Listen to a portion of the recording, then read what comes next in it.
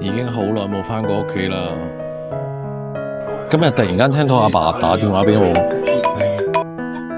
喂，阿仔啊，知唔知過兩日係咩日子啊？星期日咯，唔講住啦，好多嘢做啊，我呢邊真係好忙啊。我揾日得閒先翻嚟屋企同你哋食飯啦，係咁啦。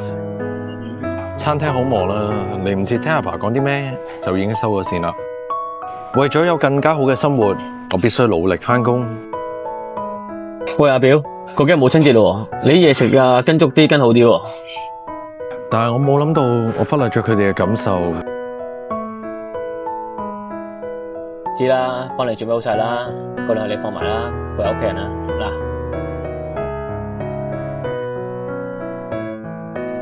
嗱，再忙嘅時間咧都要陪屋企人。